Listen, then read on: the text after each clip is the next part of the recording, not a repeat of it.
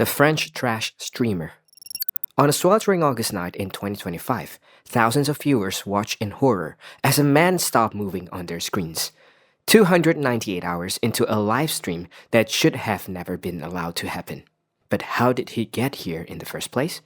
Raphael Gravin, known online as Jean Pormanov, was one of France's most popular streamers on the platform Kick. The 46-year-old military veteran had built a following of over 1 million across different platforms.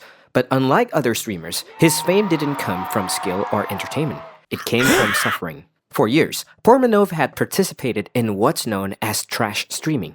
Co-streamers would wrap their hands around his throat and squeeze until his face turned purple, then time how long they could hold it.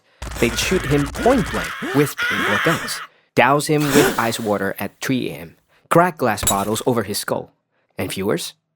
They'd donate money to make it worse. In August 2025, Pormanov entered a marathon stream that would last nearly 12 days straight. His co-streamers woke him by revving motorcycle engines inches from his ears. They blasted leaf blowers in his face, threw buckets of water on him while he slept. The donation counter climbed past 36,000 euro. That's roughly 42,000 US dollar paid to watch a man get tortured. Hours before his death, he sent a message to his mother that read like a hostage note. "I feel like I'm being held prisoner." He wrote, "The game is going too far. I want to get out of here, but they won't let me." He never did. On day 12, viewers noticed something wrong. Pormanov had stopped moving. His chest wasn't rising. Donations flooded in with desperate messages. When a co-streamer finally checked on him, he threw a water bottle at Pormanov's limp body, then slapped his face hard. No response. The stream cut. Within hours, Raphael Gravin was pronounced dead at 46. That is heartbreaking. Until you realize the part that will make your stomach turn. Months earlier, his co-streamers had made him record a disclaimer on camera. They made him say word for word that if he died, it would be because of his shitty state of health. Not because of them. Never because of them. They literally made him sign his own death warrant on livestream for content. Well, it's not yet proven that his death was due to these traumatic events, but isn't it obvious? May his soul rest in peace. The Frozen Balcony. On a freezing December night in Moscow, viewers paid money to watch a woman die, and the man holding the camera was her boyfriend. Russian streamer Stanislav Reshetnyak, known online as Stas Replay, had built his following the same way some people build a rap sheet, through violence. His girlfriend, 28-year-old Valentina Grigorieva, appeared regularly in his videos, not as a co-host, but as a punching bag. Viewers had watched him smash ceramic plates over her head, blast pepper spray directly into her eyes, slap her across the face while she cried. And they paid more. In December 2020, one viewer allegedly sent $1,000 with a request that could have come straight from a horror movie. Make it worse. So, Replay grabbed Valentina, who was pregnant at the time, and dragged her onto the balcony of his Moscow apartment. She was wearing nothing but her underwear. The temperature outside, somewhere around your organs, starts shutting down degrees. Then, he locked the door. The live stream kept rolling. Viewers watched him call her a prostitute through the glass. The chat filled with laughing emojis. Donations pink. Minutes turned into something longer. When Replay finally opened the door, Valentina was slumped against the railing. Lips blue, skin the color of notebook paper. "Guys, no pulse," he said into the camera. His voice flatter than a gas station soda. "She's pale. She's not breathing." Then, he tried to play hero. He pumped her chest like he'd seen in movies. Blew air into her mouth. Pressed down again, harder. Faster, like the same hands that lock her outside could somehow bring her back. Nothing. So, he dragged her limp body across the floor, flopped her onto a couch, and covered her with a sheet. Then he sat down and waited. The red live indicator still blinking in the corner of the screen. Thousands of viewers watched a dead woman under a bed sheet while her boyfriend waited for paramedics like he was waiting for a pizza delivery. Paramedics arrived and pronounced her dead right there on the couch. You'd think that's when the stream ended, right? Nope. Replay kept the camera rolling while they examined her body. Content is content, apparently.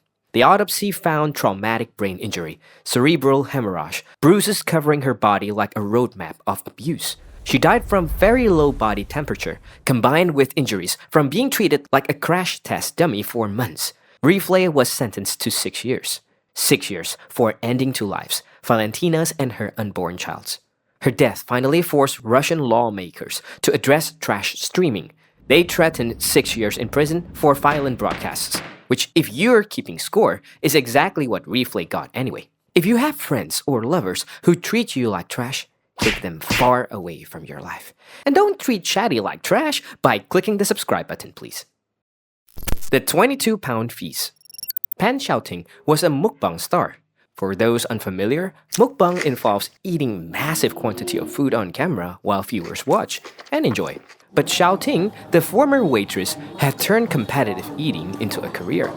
10 straight hours of chewing, with no break and zero mercy on her stomach. In her most extreme sessions, she'd consume 22 pounds of food in a single sitting. That's roughly the weight of a car tire. She'd already been hospitalized once for gastric bleeding. Doctors told her to stop. Her stomach lining was shredding itself. She was discharged, went home, and started another stream the next day. On July 14th, 2024, Xiaoting positioned her ring light, checked her camera angle, and hit go live. Plates of chicken surrounded her like a greasy fortress. Mountains of cake, heaps of seafood glistening under the studio lights. Her followers tuned in for the show. Hour 1, 2, 3, 4, 5, 6. She kept eating. Cake frosting smeared across her lips. Chicken grease dripping down her chin. The chat spammed heart emojis. Donations rolled in. Somewhere around hour 8, her movements slowed. Her hand trembled, reaching for another piece. Her face went pale. Then she collapsed, face first, into a plate of food. Viewers watched her body go still on camera. Some thought it was a joke. Others, spam. Emergency services arrived too late. The 24-year-old was pronounced dead. Her stomach had literally ripped open from the pressure. The autopsy photos showed something that will haunt the medical examiner forever. Severe abdominal deformation and a stomach so packed with undigested food that it burst like an overfilled water balloon. The cruel irony, China had banned mukbang content 3 years earlier. A 2021 law specifically prohibited binge-eating videos with fines up to $15,000. But laws don't stop people desperate for viewers, or the audience that keeps watching. The Tokyo Ambush. The cherry blossoms were weeks away from blooming in Tokyo. The morning air was crisp, perfect weather for a walk. Airi Sato, known online as Aimogami, was 22 years old, an IRL streamer who broadcast herself exploring Tokyo for her fans. On March 11, 2025, she announced something special. She'd walk the entire Yamanote train line while streaming live on WhoWatch. By 9:45 a.m., over 6,500 people were watching her stroll through Shinjuku. One of them was Kenichi Takano. The 42-year-old had been watching Sato's streams since 2021. He was watching her. Well, obsessively. He tracked down the restaurant where she worked, visited her in person. Over time, he'd sent her more than $13,500, supposedly for living expenses. Then he wanted it back. When Sato couldn't pay, or wouldn't, Takano decided to collect the debt himself. That morning, he traveled 60 miles from his home in Tochigi Prefecture. He watched her live stream the entire train ride, tracking her location in real time like a human GPS. When she walked near Takada Nobaba station, he spotted her through the crowd. Then he pulled out a survival knife with a 5-inch blade. Sato's 6,500 viewers heard her scream first. "Ah, help me!" The shrieking continued for about a minute. Then, silence. A figure appeared on camera, blood-soaked shirt, wild eyes, knife still in hand. He'd stabbed her more than 30 times. Head, neck, chest, and stomach. Witnesses said he picked up her phone and filmed her body, then kicked her in the head while she lay bleeding on the pavement. Casual, like he was checking if a car tire was flat. When police arrived, Takano didn't run. He raised his hand like a student answering a question in class. "Did you do this?" "I did." Here's what the algorithm don't tell you. Screens can't save you. Chat messages can't hold your hand. And no amount of virtual life will ever replace the people who love you in real life. If you're struggling, step away. close the laptop, and call someone who knows your real name, not your username. Thank you very much for watching. I'm Chatty, and I'll stand by you always.